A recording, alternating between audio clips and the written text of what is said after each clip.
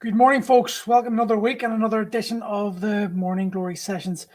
It's fucking middle of March. This year's flying already. It's hard to believe that this time, 12 months ago, we were going to do 14 days to flatten the curve. It's insane what's happened this last year.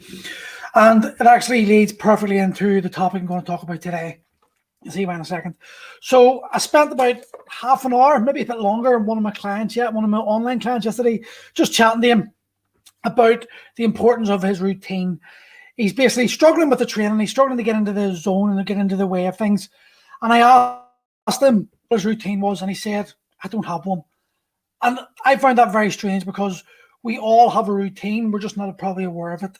Now, the thing is, your routine that you're in is probably not running congruent with the actions you want. And because of that, you're starting to feel like shit. You're starting to think, I have no control of my life. Basically, the routine you have is controlling you. You're not in control of your routine, and that's the difference. I started, my wee mate Andy, he challenged me. He said to me about doing something about journaling, and he's got a specific way of doing it. And I said, right, okay, I'm going to try that. And so about 3 weeks ago, I started doing journaling as part of my morning routine. Now, it isn't like the way all these PTs and life experts tell you how to journal. It's a specific way that Andy does it, and he spoke to me about it. I'm not going to tell everyone about it because it's his own way and he wants to get personal, but it's very effective. And so I've got this routine now in the mornings where I get up at 10 to 6, come down the stairs, get the Zoom session done, 6 to 7, go over, meditate for 15 minutes, come over, do my journaling, and then do mobility for 45 minutes.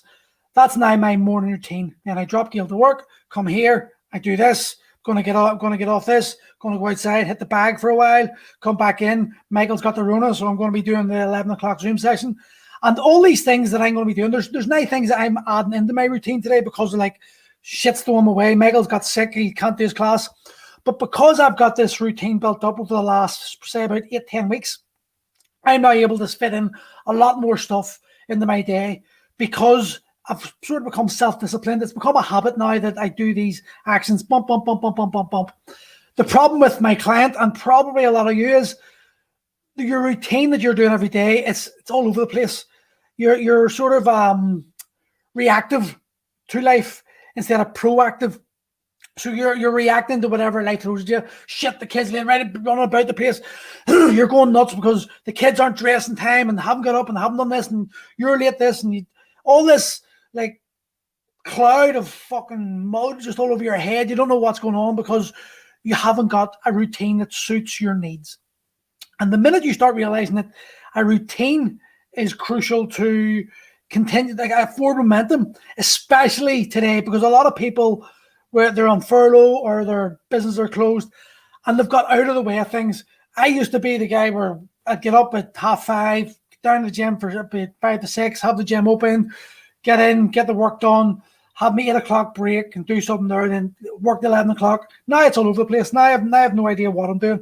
And life sort of got out of control just naturally because I didn't have that set way. And a lot of us are going to be the same. You know, we used to get up at a certain time to go to work at a certain time and come home at a certain time and have our dinner at a certain time. And now that's all over the place.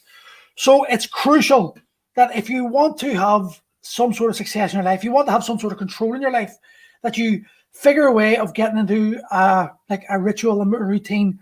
Now, it's basically a habit. You know, the more we do something, the more we become used to it, the more it becomes part of our nature, and then we're able to do it without thinking. It becomes autonomous.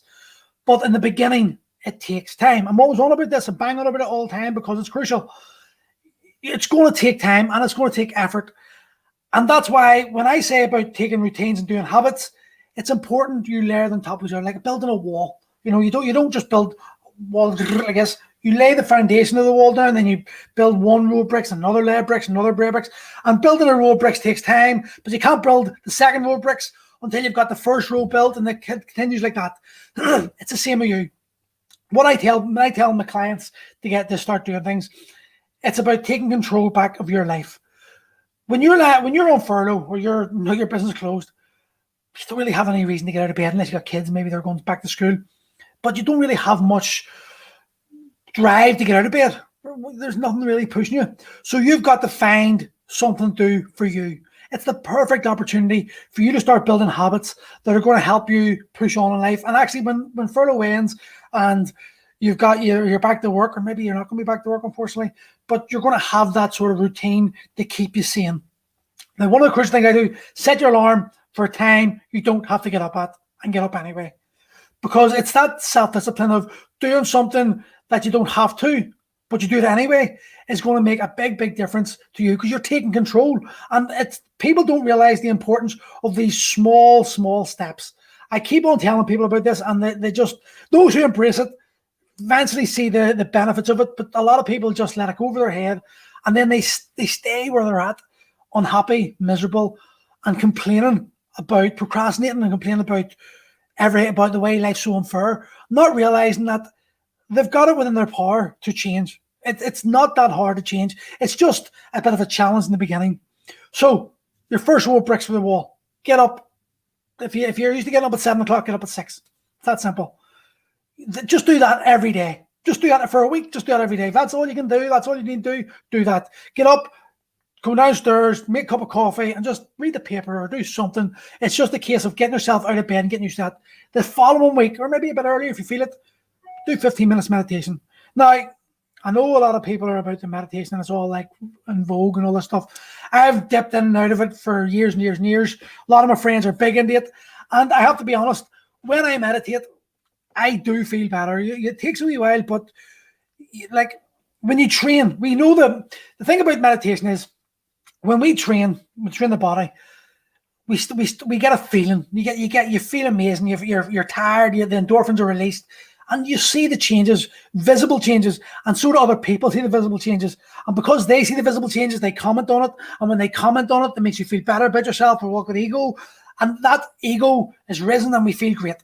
Okay?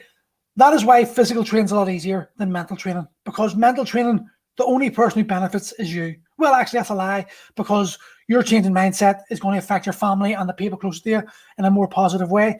But you're not going to get the compliments you would do for lifting weights or building a big chest or bolder shoulders or whatever.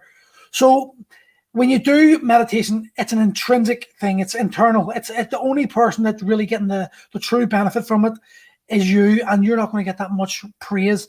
So you're not going to, the ego isn't really stroked that much. So it's a lot harder to do. It's a lot harder to dedicate to. And in the beginning, it's really fucking hard. The idea of meditating is just breathe and relax. Just whatever thoughts come to your mind, you just acknowledge them and then let them flow. But unfortunately, when you start, you become bogged down in it and you start focusing on it, and then 5 minutes later, like, shit, right, I better get back to that. And you find that focusing on your breath is very hard to do. And you start getting frustrated, thinking you're shit at it. There's no point in doing this.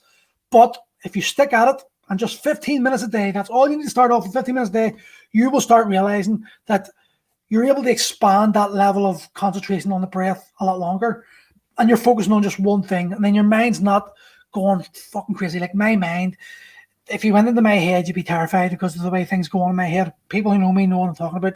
I'm a strange thinker. And the meditating actually brings me down. It does help me relax and calm down. So meditate. That's your second layer. The third layer, journal. Now, I'm a big writer anyway, and I've always liked to write, and I've always enjoyed writing, and I've always wrote my worries down or whatever, things in my head. It's a simple thing of just writing whatever you need to write. Just it doesn't matter if you're a good writer or not. This is not for someone to read. This is just personal for you. You can do it in a book, you can do it on a computer, whatever you want. But it's literally just writing down words. Just start writing something. A question. I like to start off with a question. And why am I feeling the way I'm feeling today? So just throw it out of my head there. I'll start writing reasons why I'm feeling the way I'm feeling. Now, the first 3 lines is tough. It's always hard to get the first 3 lines down. But what you'll start finding is after you keep going, after you write a few lines, words just start coming to your mind automatically, and you just start writing them down. And as they write, it becomes easier and easier and easier. And then you go back and you read it, and you'll have revelations. You genuinely will have revelations. You'll be like, what the fuck did that come from? And it starts helping you start to join things together. That thought you had in your head yesterday, plus minus that thought you had today, and there was something happened the other day, these things all come together, and you start seeing patterns. And those patterns help us put the pieces together. And then you can start seeing where you're going wrong, where you're going right. And you can start actually answering a lot of your own questions that have been bothering you for a long time.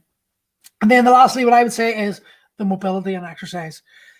Gentle mobility for 20 minutes, 30 minutes every morning will start seeing you think clearly. It'll start your day off better. And these things, this is routine.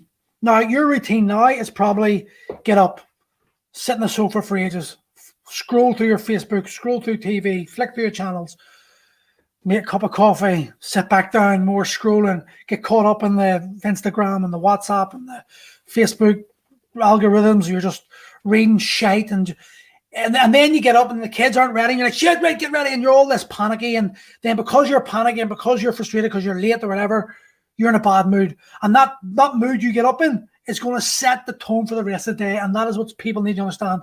If you can set your day off in a better step foot forward, you're going to feel the whole day is going to have forward momentum.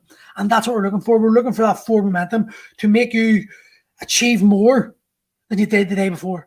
And it's that continuously setting forward an intention, like a purposeful intention, that you're going to do something that's going to help benefit you. Routine is crucial for that. And like I said, in lockdown, we have no routine. And it's very easy to be caught in the wave. You're going to be swept out to sea and you're going to be forgotten about. You've got to make the intention purposefully that you're going to make a difference in your life, that your own actions are going to make your life better. We can't change what's happening outside. It's hard for us to accept. I hate the fucking thing happening. But we still have the power within ourselves to change our own micro world. The world inside our four walls, the world inside our ears. That is what we've got the power to change. You have the power to influence your kids. You have the power to have a better relationship with your wife. You have the power to change things in your own life. And you have the power to change how you think about things. And it's always down to thought. How you think about something is going to dictate how you act upon something. And how you act upon something is going to determine the outcome. And when you get that into your head, that your thoughts are going to dictate your actions are going to dictate the outcome, then you realize then you realize you're the one in power to change everything. And once you can do that, and once you start seeing those benefits, this routine that you're dreading, this story, I can guarantee some of you have been watching this for the whole time probably. I can guarantee some of you are like, get the fuck out of here. Some people started watching it and just jumped off. They're bored. It's like, no, I don't want to hear that. They don't want to change the routine. They want to remain where they're at. It's like I've been on for 13 minutes. 13 minutes, the information I've given could have helped one of those guys change their lives, but they chose not to. They chose to go and scroll because after 30 seconds, their attention span's gone. That's the world we live in today. Our attention span disappears after 30 seconds. We've been conditioned. We need the information now. We need the information yesterday. And we need the information to be so easy to do that if you can't do it within 30 seconds, you don't want to do it. Sadly, that isn't how life works. And the routines you need to do are going to take practice. They're going to take time. They're going to frustrate you sometimes. But ultimately, if you stick at it, you become better at it. Even if you don't realize it, that small step every day, you're becoming better, because the more you do something, the more you're firing those neurons. And neurons that fire together, wire together. And that becomes your habit. So, folks, focus on the routine you need. Focus on the goal you need, the goal you want. And work out the routine you need to help achieve those goals. And I'll speak to you.